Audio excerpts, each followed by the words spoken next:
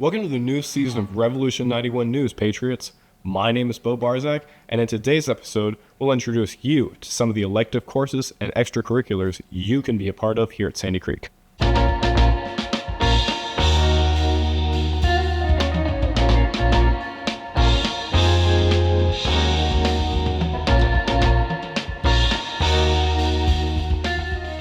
Sandy Creek has a rich football tradition, but it's not just the team on the field that make Friday nights at the battlefield electric. Have you ever wondered why football games have such a lively energy? Well, part of that may just be the Sandy Creek Marching Patriots. Every Monday, Tuesday, and Thursday, these musical athletes endure the summer heat and rehearse their show. I think the program has been going pretty well so far. We've had to fight the weather a lot, whether it's heat or lightning, but the kids have been very motivated to get the work done, so we've been going as best as we can. And once game day arrives on Friday, the band fills up the stands to hype up the crowd.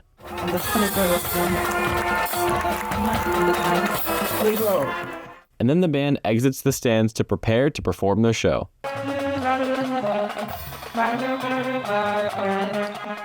And once they're warmed up, it's finally time to take the field. Your Sandy Creek Marching Patriots!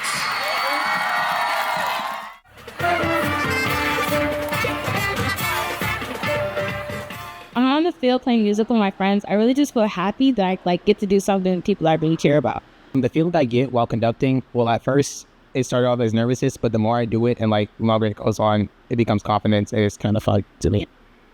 My favorite thing about the marching season, probably has to be watching the kids realize their success, whether it's on a Friday night or at a competition after rehearsal. I enjoy seeing them enjoy themselves and being proud of themselves for what they've been doing. Make some noise for your Sandy Creek Marching Patriots! For Revolution 91 News, I'm Shane Lee.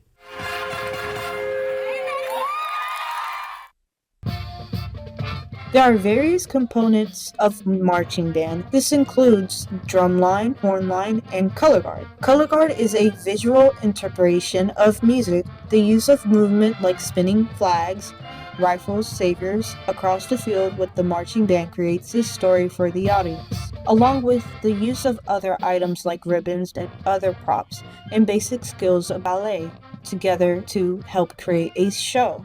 I would suggest everybody to at least come to auditions, try it out, because once you get into it, it honestly is a lot of fun. Learning choreography, once you get into it, is a lot of fun. So I suggest it to everybody. Color guard, when I first started, was extremely hard.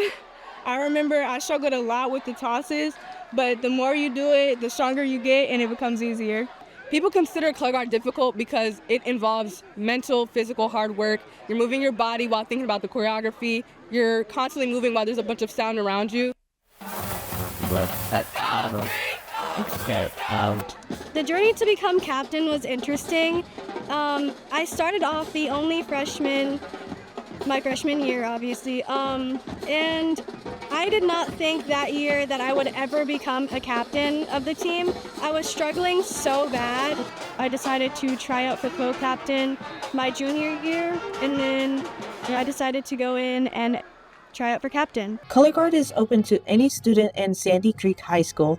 Although color guard is under the direction of the band directors, this does not mean a student needs to be a part of the band to join. Here at Sandy Creek, students are offered several electives to take.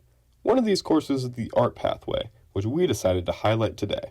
We pulled a few students from Mrs. Bohr's art class in order to ask a few questions about why new students should consider enrolling in the art pathway.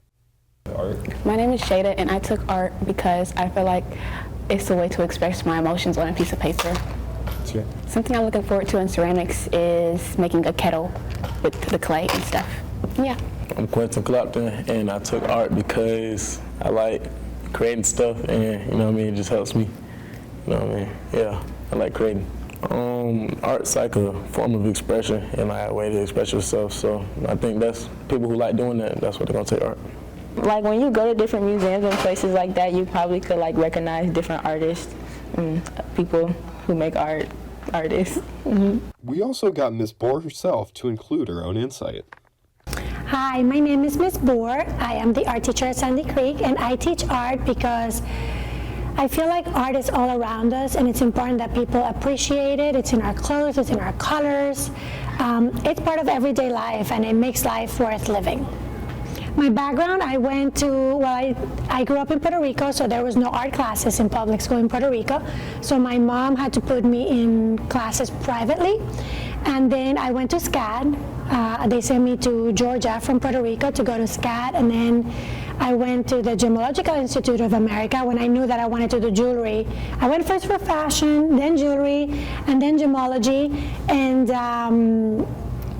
then I got my master's in art at Georgia State when I had a kid and moved to Georgia.